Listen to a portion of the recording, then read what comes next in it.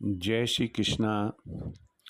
आज हम इस बिंदु पर विचार करेंगे कि अभी जो युवा पीढ़ी है और जो व्यक्ति प्रौढ़ावस्था में चल रहे हैं उन पर कर्जा कर्जा कर्जा काफ़ी चढ़ा हुआ है।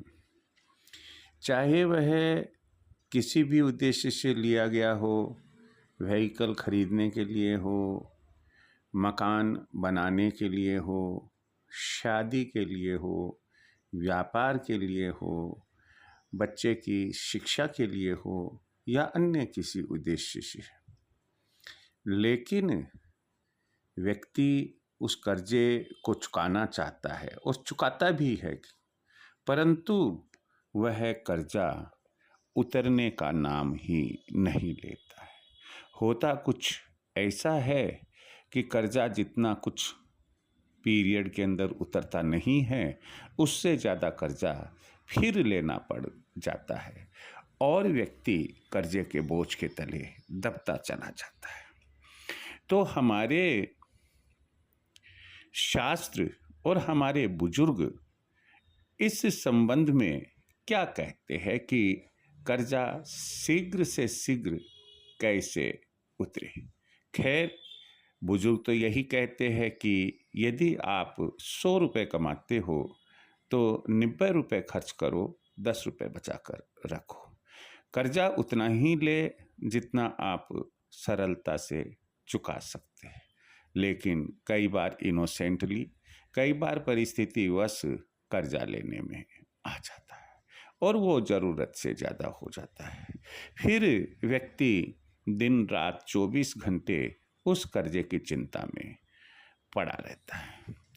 तो ऐसी स्थिति में कर्जा उतारने के लिए हमारे ग्रंथों में क्या लिखा है और हमारे जो विद्वान व्यक्ति है, जो ज्योतिष वास्तु में विश्वास रखते हैं, उन्होंने जो लेख लिखे हैं उनका एनालिसिस करके मैं कुछ निष्कर्ष तक पहुंचा हूँ और वो बात आपसे शेयर करने जा रहा हूँ।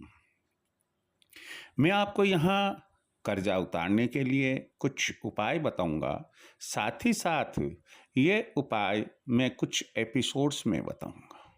क्योंकि कई बार ऐसा होता है कि हम कई उपाय सुन लेते हैं लेकिन डिसीजन नहीं ले पाते हैं कि मुझे कौन सा उपाय करना चाहिए।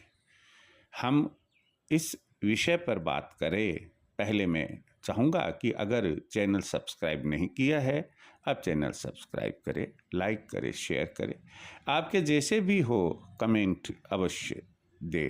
अगर आपको कोई कंसल्टेंसी चाहिए, सलाह चाहिए, तो मेरे नंबर पर आप कंसल्टेंसी ले सकते हैं।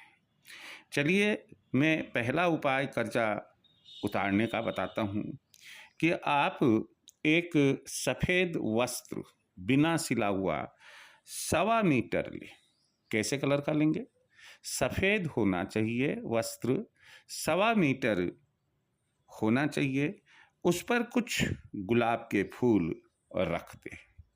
यदि संभव हो तो वार रविवार हो, पूरब की तरफ मुंह करके आप बैठे, एक बाजोट पर उस कपड़े को बिछा ले और उस पर कुछ गुलाब की पंखुड़ियाँ रख दे और माँ गायत्री का मंत्र 108 बार पढ़ते हुए आप उस कपड़े को बराबर लगातार देखते रहे और उसके बाद उस कपड़े को बांध दें। कपड़ा बांधने के बाद आप उसे नदी में बहा दे, बहते हुए जल में प्रवाहित कर दे।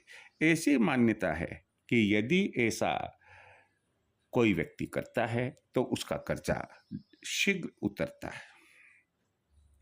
दूसरी जो रेमेडी यानी कि उपाय बताने जा रहा हूँ वह बहुत ही सरल है कि जब आप दिन का भोजन करते हैं, जिसे हम लंच कहते हैं, आप उसमें से कुछ हिस्सा अपने भोजन में से निकालें, लगभग एक गास के करीब। और उसे कौवे को खिलाएं। अगर आप कुछ दिन या कुछ महीने ऐसा करते हैं तो ऐसी मान्यता है कि आप पर से कर्जा धीरे धीरे उतरने लग जाता है। बस इस एपिसोड में अभी मैं आपको केवल ये 2 उपाय बताऊंगा। अगले एपिसोड का आप इंतजार कीजिए। जय श्री कृष्ण।